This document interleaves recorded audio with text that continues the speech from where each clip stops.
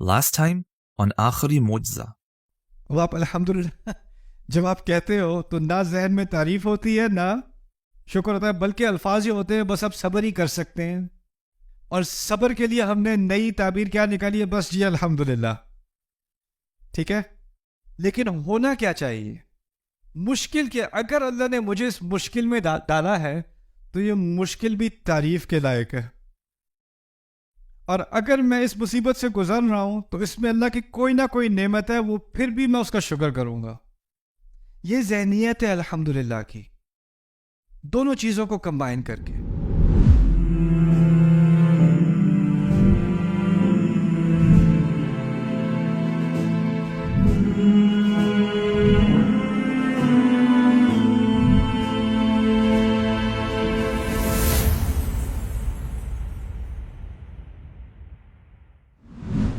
پھر ایک عجیب بلاغت ہے قرآن کی. اگر کہا ہوتا، اگر کوئی کہے الشکر والثناء للہ، اردو میں تو ہم دو لفظوں سے ترجمہ کریں گے نا، کیونکہ ہمارے پاس ایک لفظ ایسا نہیں ہے جو ان دونوں کو جمع کر دے ایک میں.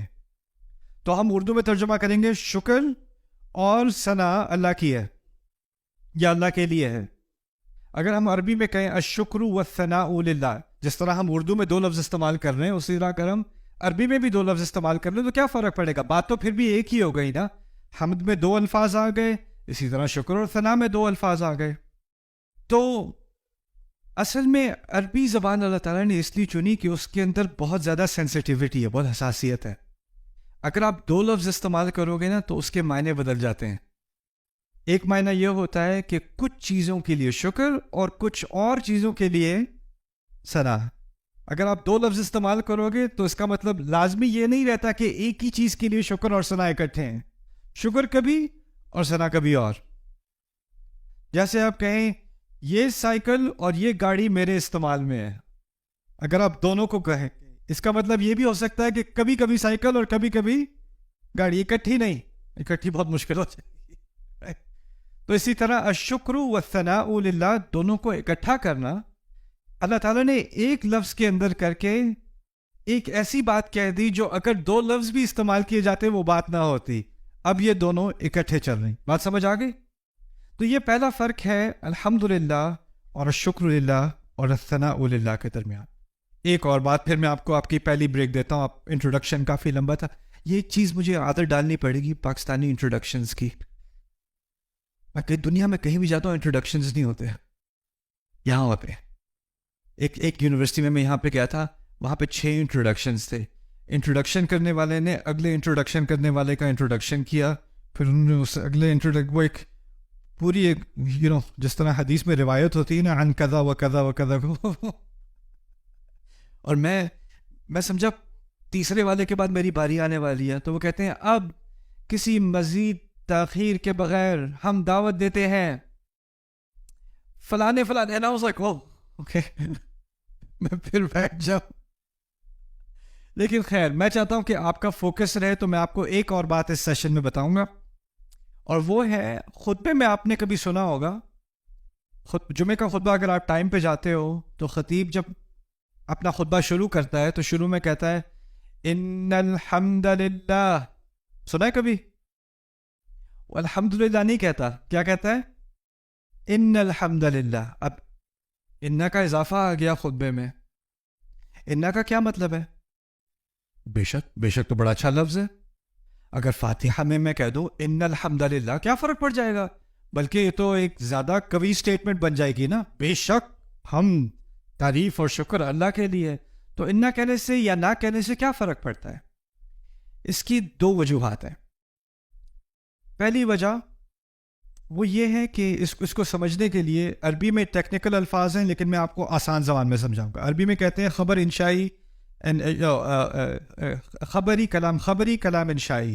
لیکن عام زبان میں آپ کبھی کبھی زبان استعمال کرتے ہو معلومات دینے کے لیے.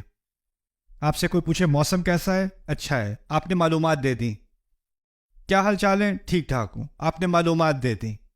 کبھی کبھی منہ کھلتا ہے کسی سے بات کرنے کے لیے، آپ اس تک کوئی معلومات پہنچا رہے ہو، وہ خبر دے رہے ہو، اس کو کلام خبری کہتے ہیں. کبھی کبھی آپ کا منہ کھلتا ہے، اس میں معلومات نہیں ہوتی، اس میں صرف جذبات ہوتے ہیں. میں آپ کو مثال دیتا ہوں. فرض کریں آپ نے یہاں پر آپ کی سیٹ ہے, بریک ہوئی, آپ بریک میں چلے گئے اور آپ کو پتا ہے کہ کوئی آپ کی سیٹ میں بیٹھنے والا تھا, تو بریک کے فوراً بعد آپ بھاگ کے واپس آئے اور اپنی سیٹ میں واپس آ کے بیٹھ گئے. ابھی کوئی بھی نہیں بیٹھا, آپ کو چین آ گیا کہ آپ اپنی سیٹ پہ واپس آ کے بیٹھ گئے. بیٹھتے ساتھ ہی کہا الحمدللہ.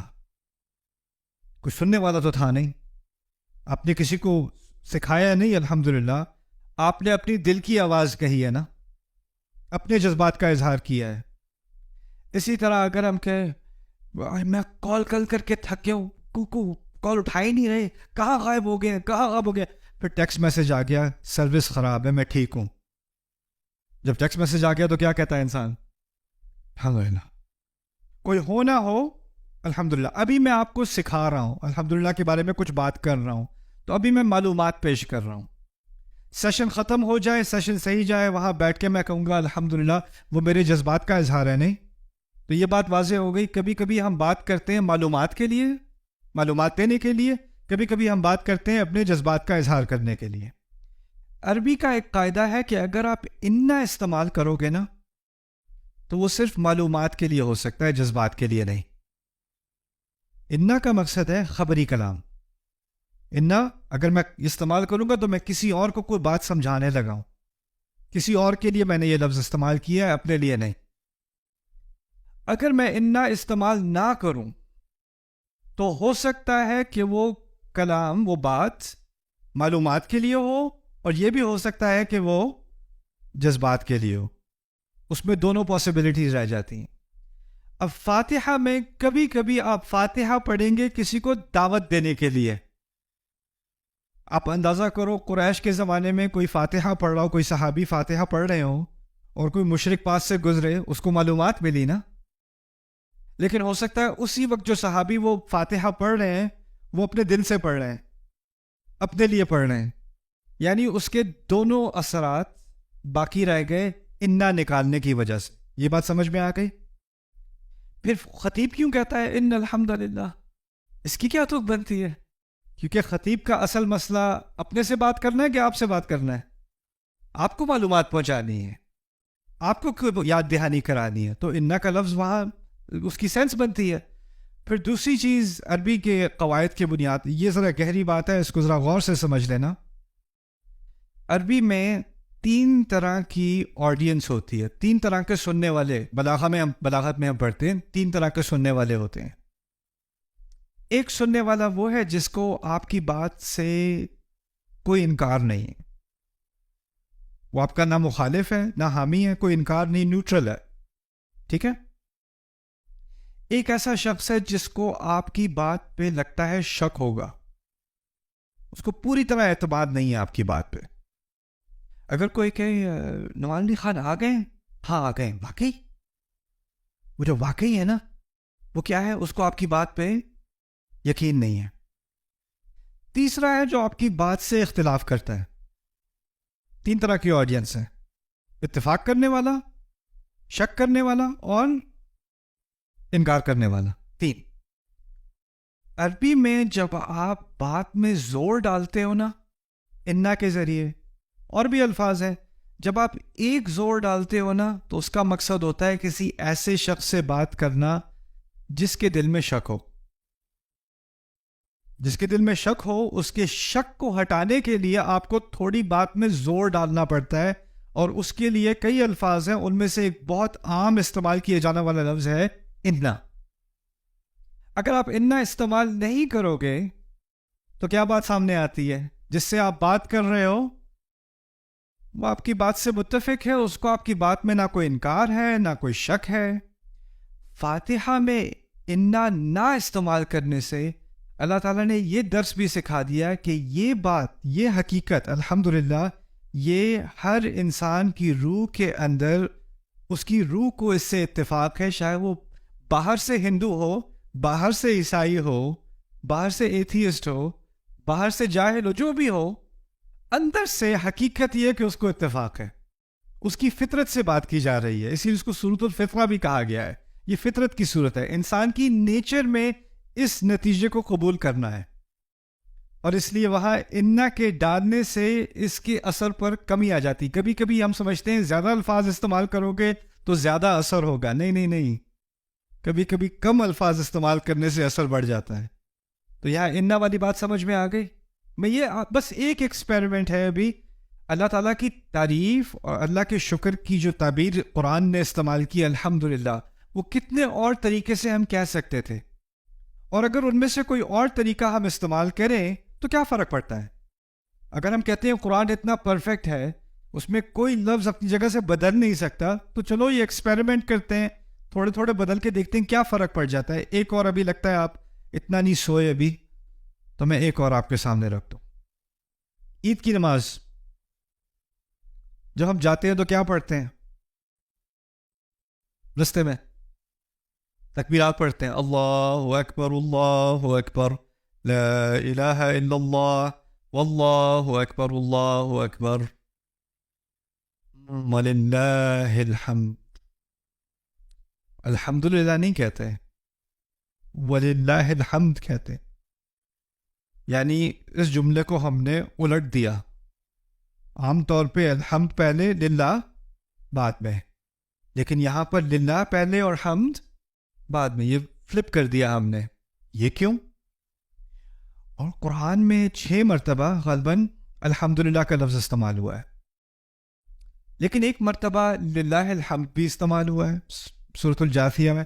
فللہ الحمد رب السماوات ورب الارض رب العالمین وله الكبریاء فی السماوات والارض وهو العزیز الحکیم. للہ الحمد بھی استعمال ہوا ہے. تو عربی میں حمد کے 2 طریقے قرآن میں پائے جاتے ہیں, للہ الحمد اور الحمدللہ. فرق کیا ہوا؟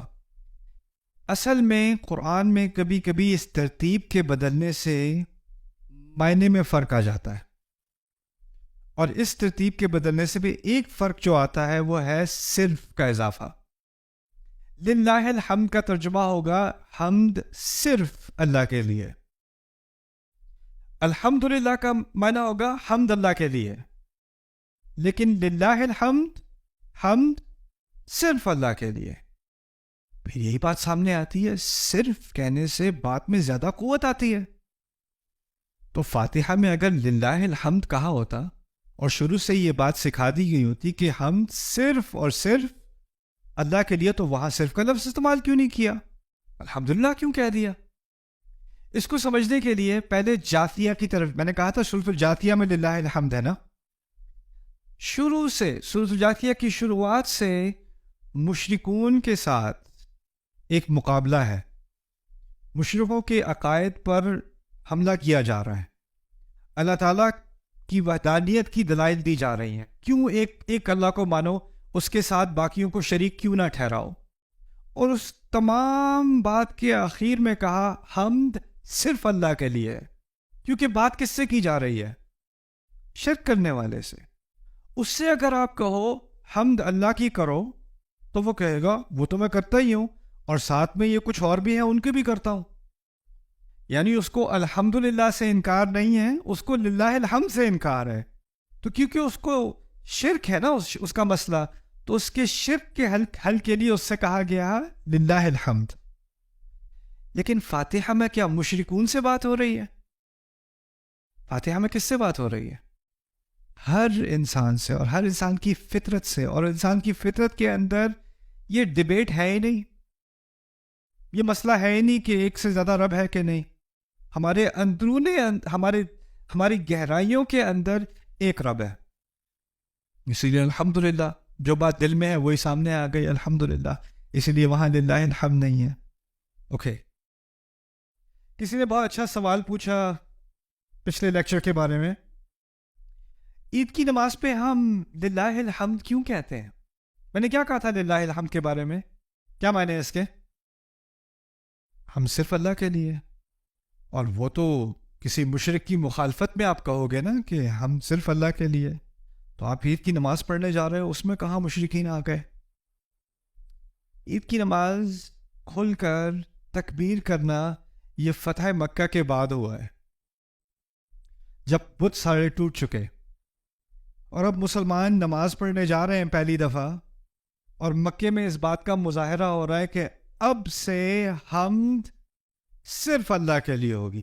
اب بڑائی صرف اللہ. اللہ اکبر، اللہ اکبر، لا الہ الا اللہ، اللہ اکبر، اللہ اکبر، وللہ الحمد. وہاں اس بات کی سینس بنتی ہے، اور اسی کو ہم ہمیشہ سیلیبریٹ کر رہے ہیں، اسی فتح کو. وہاں شرک کا خاتمہ ہوا ہے اور صرف ایک رب کی حمد ہم نے کرنی ہے، اسی لیے وہاں پر للہ الحمد کی سینس بنتی ہے، اس کی حکمت ہوتی ہے. ٹھیک. اچھا، آگے ہے، یہ بھی کہہ سکتے ہیں عربی میں للہ حمدن. حمدن الف لام کے بغیر، ال کے بغیر. اگر آپ للہ حمدن کہیں گے تو اس کا معنی یہ ہوگا کچھ حمد اللہ کے لیے. وہ تو آپ کو ویسے ہی واضح ہو جائے گا کیوں مناسب نہیں ہے. ال استقراق بھی کہتے ہیں اسے. ال سے کیا بنتا ہے؟ تمام حمد اللہ تعالیٰ کے لیے. اور یہ قرآن کا فلسفہ ہے، تمام حمد اللہ تعالیٰ کے لیے. دیکھیں، میری زندگی میں، آپ کی زندگی میں، ہم نے کچھ چیزیں، کچھ کامیابیاں ہمیں ملی ہیں زندگی میں. آپ کالج یونیورسٹی سے گریجویٹ ہوئے ہو، آپ کو کوئی جاب ملی ہے، آپ کو کوئی بزنس سکسیزفل ہوا ہے. یہ تمام جو کامیابیاں ہمیں زندگی میں ملتی ہیں، یہ اصل میں ہماری نہیں ہے. اصل میں یہ میری کامیابی نہیں ہے. میرے ہاتھ میں صرف کوشش ہے. اور یہ ساری کامیابیاں، ان کو آپ نتیجہ کہہ لیں، نتیجہ میرے ذمہ ہے ہی نہیں. میرے ہاتھ میں صرف اللہ نے کوشش دی ہے، اور اس نے اپنے ہاتھ میں ہمیشہ کیا رکھا ہے؟ نتیجہ. اب دنیا کی نظر میں اگر کوئی مشہور ہو گیا تو مشہوری بھی ایک طرح کی کامیابی سمجھی جاتی ہے. تو کہتے ہیں ماشاءاللہ آپ تو بڑے مشہور ہو گئے، آپ تو بڑے یہ ہو گئے. مشہوری اس سے نہیں آئی. مشہوری کہاں سے آئی تھی؟ اللہ سے آئی تھی. آپ کا بزنس تو بڑا چل گیا، انویسٹمنٹ اس نے کی ہے، محنت اس نے کی ہے، لیکن جو بزنس چلا ہے نا، وہ کس نے چلایا ہے؟ وہ اللہ نے چلایا ہے. تو ہم کہتے ہیں نا تمام حمد اللہ کے لیے. وہ کیا ہے کہ کوشش تو میں نے کی ہے، لیکن اللہ کی قدر میں مجھ سے کئی زیادہ کوشش کرنے والے ہیں جس کو اللہ نے نتیجہ نہیں دیا. مجھ سے کہیں زیادہ ذہین ہے، مجھ سے کہیں زیادہ عقل مند ہے، جن کو اللہ نے یہ موقع نہیں دیا، جن کے لیے دروازے نہیں کھولے. اور یہ میرے لیے اس لیے نہیں کھولے کہ میں زیادہ مستحق ہوں. کبھی اللہ امتحان لیتا ہے زیادہ دینے سے، کبھی اللہ امتحان لیتا ہے کم دینے سے. الحمدللہ سے یہ بات ذہن میں ہمیشہ رہتی ہے کہ جو کچھ اچھا آ رہا ہے نا میری زندگی میں بھی، آپ کی زندگی میں بھی، وہ اصل میں ہمارا کارنامہ ہے ہی نہیں. وہ اصل میں اللہ تعالیٰ کی طرف سے. وَأَن لَيْسَ لِلْإِنسَانِ إِلَّا مَا سَعَى. انسان کی ملکیت میں کوئی چیز ہے ہی نہیں سوائے ان کوششوں کے جو اس نے کی. کوشش کے علاوہ کچھ نہیں ہے میرا. کوئی مجھے کہتے ہیں ماشاء اللہ آپ کو تو بہت لوگ سنتے ہیں. میں نے کہا میں تھوڑی سناتا ہوں،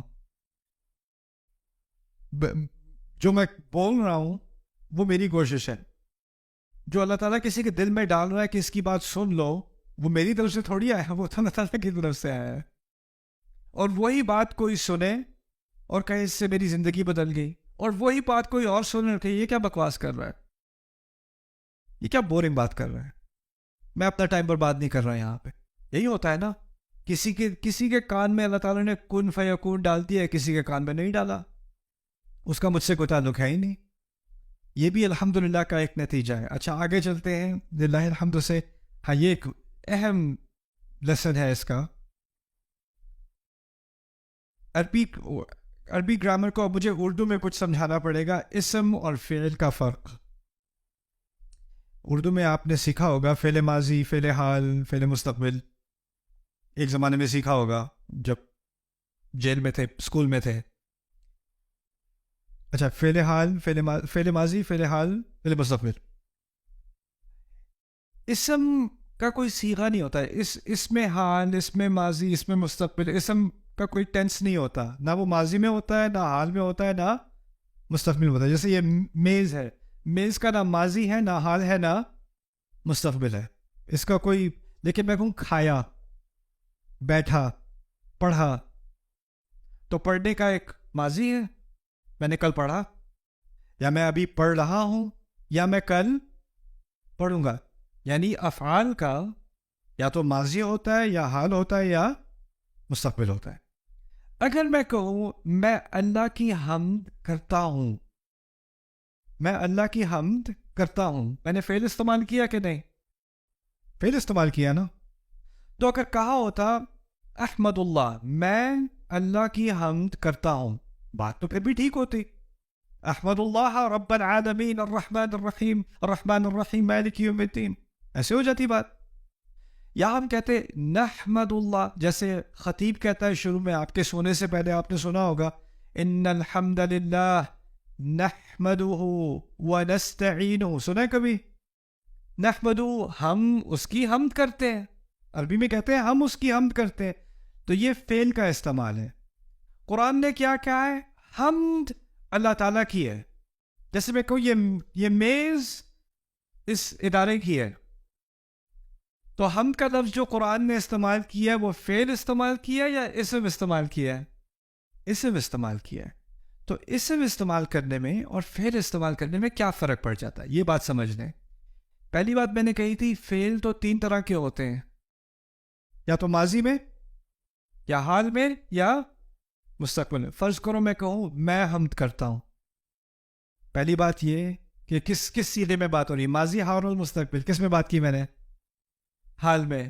یعنی میں نے اس بات کی کوئی ضمانت دی کہ میں ماضی میں بھی کر رہا تھا، اور نہ میں نے اس بات کا ذکر کیا کہ میں مستقبل میں کروں گا، نہ وہ میرے بس کی بات ہے. اور اگر آپ ماضی میں پیچھے جاتے جاؤ تو ایک وقت تھا جب میں کچھ تھا ہی نہیں، لیکن حمد پھر بھی تھی. اور ایک وقت مستقبل میں آنے والا ہے جب میں کچھ ہوں گا ہی نہیں، لیکن حمد پھر بھی ہوگی. تو اس بات کی ضرورت ہے کہ حمد ایسی ہو جو نہ ماضی میں پھنسی ہو، نہ حال میں، اور نہ مستقبل میں. اور اگر آپ نے کوئی ایسا لفظ استعمال کرنا ہے جو وقت کی قید میں پھنسا ہوا نہ ہو تو وہ فعل تو ہو نہیں سکتا. وہ کیا ہونا ہے؟ الحمدللہ. یعنی اس میں اب وقت کی قید نہیں رہی. دوسری بات، جب فعل ہوتا ہے نا کوئی کام، تو اس کا فاعل بھی ہوتا ہے، کرنے والا. میں نے کہا تھا میں حمد کرتا ہوں، کرنے والا کون ہوا؟ میں. اگر میں کہوں ہم حمد کرتے ہیں تو کرنے والے کون ہوئے؟ ہم. اگر میں کہوں تمام مخلوق یا تمام کائنات حمد کرتی ہے تو کرنے والے کون ہوئی؟ تمام کائنات. لیکن جب میں کہوں حمد اللہ کے لیے ہے، جیسے قرآن نے کہا ہے الحمدللہ، حمد اللہ کے لیے ہے، کسی کرنے والے کا ذکر ہے؟ نہ. حمد اللہ کے لیے میں وقت کی قید نہیں ہے اور کسی کرنے والے کا ذکر نہیں ہے، کیونکہ تمام کائنات ہو نہ ہو حمد ہمیشہ رہے گی. حمد اس کائنات سے پہلے بھی تھی، حمد اس کائنات کے بعد بھی ہوگی. ایسی حمد اللہ تعالیٰ کی جو نہ وقت کی قید میں ہو، نہ کسی کے حمد کرنے والے کی قید میں ہو. سبحان اللہ، الحمدللہ. اگر کہا ہوتا یحمد جمیع الخلائق اللہ، یا یحمد اللہ جمیع الخلائق، تمام مخلوقات اللہ تعالیٰ کی حمد کرتے ہیں، یا کرتے تھے، یا کرتے رہیں گے، تو پھر ہم ایک طرح سے کم ہو جاتی. اس کا دار و مدار ہوتا مخلوق پر. مخلوق ہے تو حمد ہے، مخلوق نہیں تو حمد نہیں. اگر میں کہوں میں حمد کرتا ہوں، میں ہوں تو حمد ہے، میں نہیں تو حمد نہیں. لیکن اللہ تعالیٰ کہتا ہے حمد اللہ کی ہے، میں ہوں نہ ہوں حمد پھر بھی ہے. اس سے ایک اور بات بھی سامنے آتی ہے. جو لوگوں کا اللہ تعالیٰ پر ایمان نہیں ہے نا، وہ کہتے ہیں یار تم کیسے خدا کی عبادت کرتے ہو، تمہیں کیا مصیبت ہے، اس خدا کو کیا ضرورت ہے کہ تم اس کے سامنے نمازیں پڑھو، سجدے کرو، کیا شوق ہے اسے اپنی تعریف کروانے کا؟ کیونکہ دنیا میں جس کو اپنی تعریف کروانے کا شوق ہے وہ بہت متکبر ہوتا ہے. تو یہ کس قسم کا خدا ہے تو اس کو اپنی تعریف کروانے کا شوق ہے؟ اس کے جواب میں الحمدللہ کافی ہے. یعنی جب کوئی مخلوق تھی بھی نہیں تب بھی اس کی حمد تھی. اسی طرح سورۃ الرحمن میں اللہ تعالیٰ نے یہ بات سمجھا دی ہے، کہا ہے کل من علیہا فان وَيَبْقَى وَجْهُ رَبِّكَ ذُو الْجَلَالِ وَالْإِكْرَامِ. دیکھیں جلال کس چیز کو کہتے ہیں؟ جلال کہتے ہیں جب کسی بادشاہ کی بادشاہی کو بیان کیا جا رہا ہو نا وہ جلال ہوتا ہے. اور کیا عظیم الشان آپ کی سلطنت ہے یا جو بھی ہے, تعریف کی جا رہی ہے. جلال آج کل کیا ہوگا, کوئی چیمپئن شپ جیت جائے, کوئی میچ جیت جائے, جو فینس کر رہے ہوتے ہیں نا وہ تجلیل کر رہے تھے, وہ جلال دکھا رہے ہوتے ہیں اس کا. اگر کوئی اکیلا ایک آئی لینڈ میں بندہ یا ایک میدان میں کوئی بڑا کارنامہ کر لے, کوئی ارد گرد کوئی تعریف کرنے والا نہیں ہو, تو اس کی جلال ہوئی یا نہیں ہوئی؟ جلال کرنے کے لیے آپ کو, جلال ہونے کے لیے آپ کو جلال کرنے والے چاہیے, کوئی تعریف کرنے والا چاہیے, تب تعریف ہوگی نا. اللہ تعالیٰ فرما رہے ہیں تمام چیزیں ختم ہو جائیں گی اس دنیا میں, جب کل من علیہا فان, تمام فانی ہو جائیں گے, ختم ہو جائیں گے, لیکن تیرے رب کا چہرہ ذوالجلال, جلال والا باقی رہے گا. جلال کرنے والے, کوئی تعریف کرنے والے ہو نہ ہو, وہ باقی رہے گا. یہ ہے الحمدللہ. اچھا آگے. We hope that you enjoyed this episode. Subscribe now to the Bayina YouTube channel to watch the rest of this series and more great content from Ustad Nu'man Ali Khan.